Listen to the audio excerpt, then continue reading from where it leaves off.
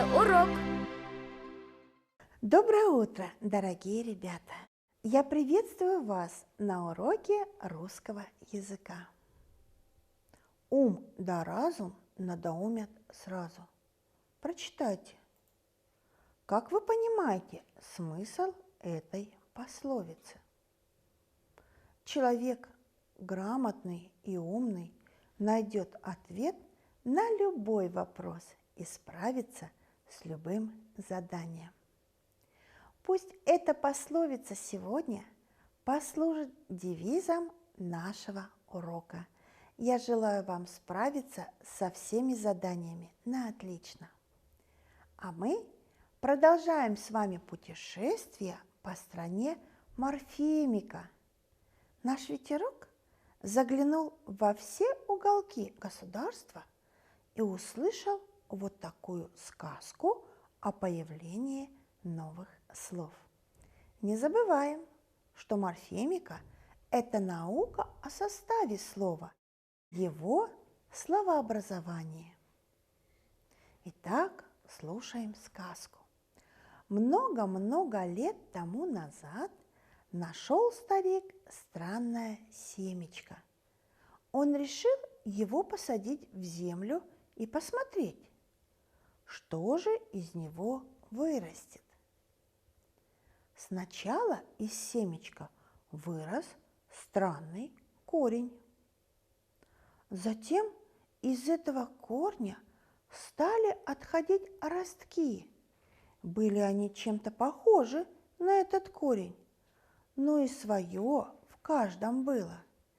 И выросло вот такое дерево. Это дерево состояло из слов. Удивился старик. Уж очень ему понравилось дерево. Продолжил он и дальше высаживать волшебные семена. И вскоре вырос сад из удивительных словесных деревьев. Но что за чудо-сад? Рассмотрите словесные деревья. Прочитайте внимательно слова. Чем похожи все слова на каждом словесном дереве? Правильно, у всех словесных деревьев есть общая часть. Это корень, корень слова. А как называются слова, у которых есть общая смысловая часть? Такие слова называются однокоренными, родственными словами. И тема нашего сегодняшнего урока – это однокоренные родственные слова.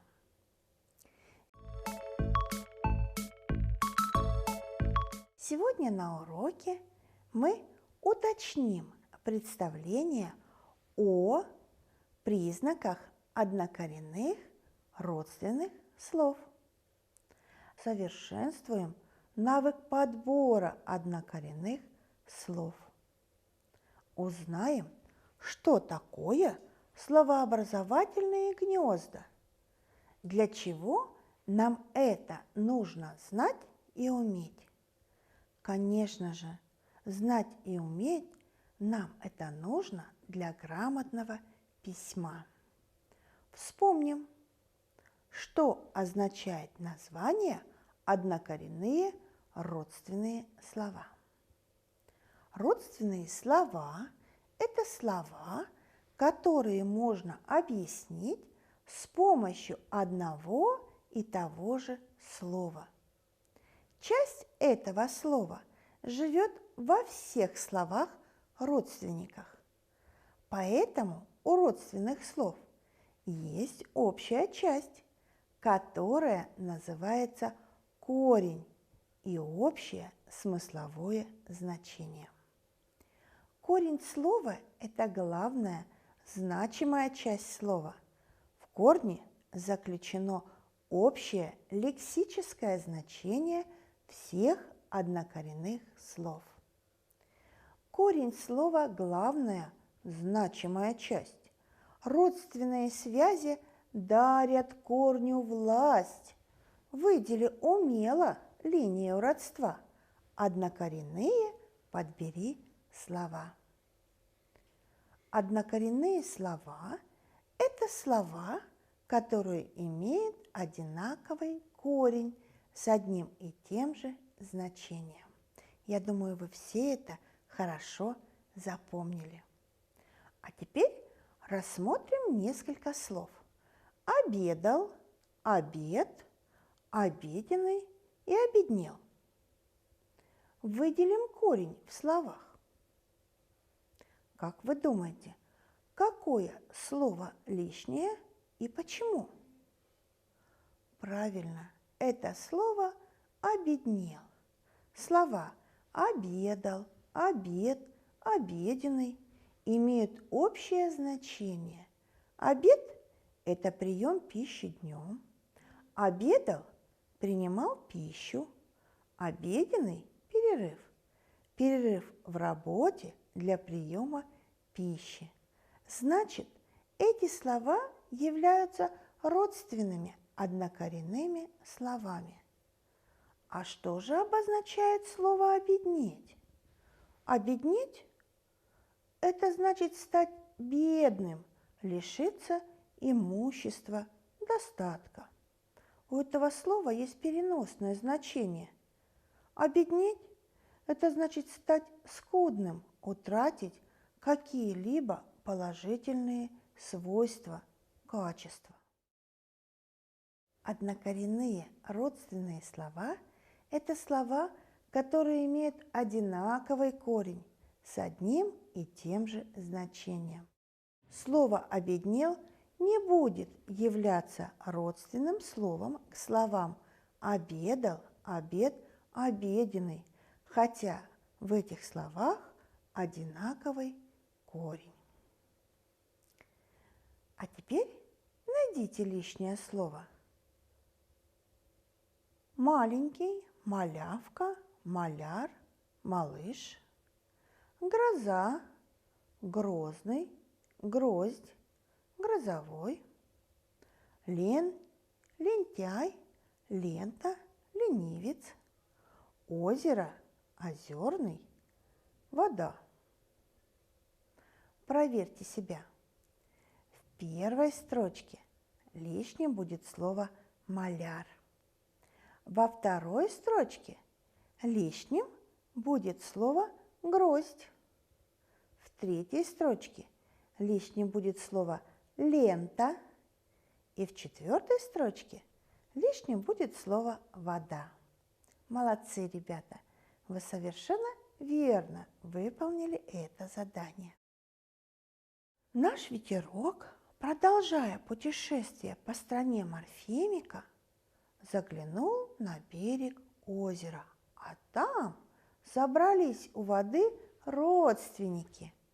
Моряк-подводник с водицей беседует, водолаз с водопадом на солнышке греется, водитель на гармошке наигрывает. Вышла мудрая вода, увидала чужака, рассердилась, велела прочь ему идти. Как вы думаете, кто оказался чужаком? Правильно, это слово «водитель». Хотя у этого слова такой же корень, как и у других слов, но разное смысловое значение. Определим, чем похожи и чем отличаются слова «водный» и «водитель». Общее – корень, вот. Различие – смысловое значение. Слово «водный» связано со словом «вода», а слово «водитель» связано со словом «водить». Подберем однокоренные родственные слова к слову «водитель». Поводырь, проводник, подводить, водительский. Это родственные слова со словом «водитель». Как вы думаете, а когда нам необходимо подбирать однокоренные слова. Однокоренные слова необходимо подбирать тогда, когда вы хотите проверить написание слова или когда нужно найти корень слова. А если затрудняетесь подобрать однокоренное слово, вам на помощь может прийти словарь однокоренных слов Ольги Дмитриевны Ушаковой. Рассмотрим еще одно дерево из слов. Сердцевиной слова, его смысловым центром является корень «цвет». От него растут слова, как на ветви дерева. От корня «цвет» образовались разные слова: цветок, цветник, цветение, цветной, цветочный. И это еще не все. На этом дереве смогли вырасти и другие ветки, глагольные: цвести, расцветать, зацветать. И еще не все слова. На этом дереве выросли ветки из слов, состоящих из двух разных корней, которые можно образовать от корня «цвет». Цветовод, первоцвет, самоцвет и много-много других слов еще может вырасти на этом дереве. В науке такие деревья называют словообразовательные гнезда. У Максима Горького, известного русского писателя, герой из его произведений произносит такие слова. Слова, дружище, это как листья на дереве. И чтобы понять, почему лист такой, а не иной, нужно знать, как растет дерево, нужно учиться. Запишите однокоренные слова: говор, зелен, морозать, разговор, зеленеет, говорливый, морозит, зеленый, морозный. Слова надо записать в следующем порядке: предмет, признак предмета, действие предмета. Посмотрите на образец. Что? Белила. Какой? Белый. Что делать? Белить. Проверьте себя. Говор, говорливый, разговор. Зелень, зеленый, зеленеет. Морозец, морозный, морозит. Выделите в этих словах корень. Прочитайте и запишите пословицы. Выделите корень в однокоренных словах. Проверьте себя. Мудр, мудрец, мудро, мудрость – это однокоренные слова. Установите соответствие.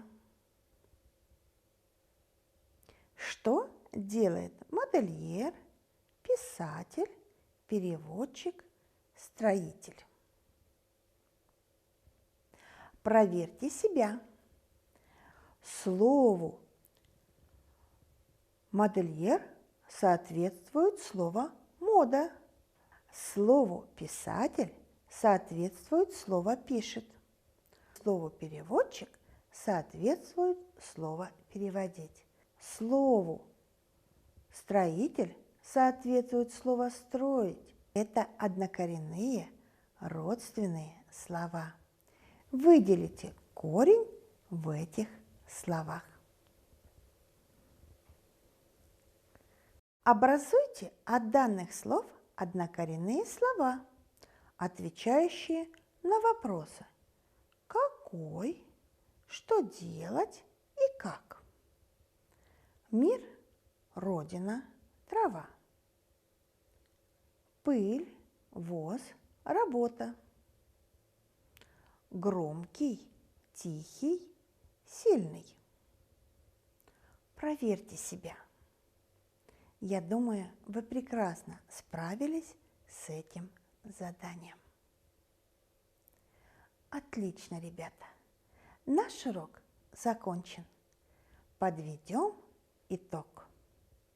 На уроке вы узнали, что родственными однокоренными словами называются слова, которые имеют одинаковый корень и общее лексическое значение. Для чего надо подбирать однокоренные слова? Что слова от одного корня, живущие в одном гнезде, могут принадлежать самым разным частям речи. Мы с вами научились образовывать однокоренные слова разных частей речи и можем применить наши знания практически. А сейчас закончите фразу. На уроке я работал. Своей работой на уроке я. Урок для меня показался. За урок я узнал. Мое настроение на уроке. Материал урока мне. Оцените уровень своей успешности. Поднимитесь на гору успеха. А сейчас творческое домашнее задание. В свободное время вместе с другом поиграйте в игру «Сделай гнездо слов». У кого гнездо получится больше?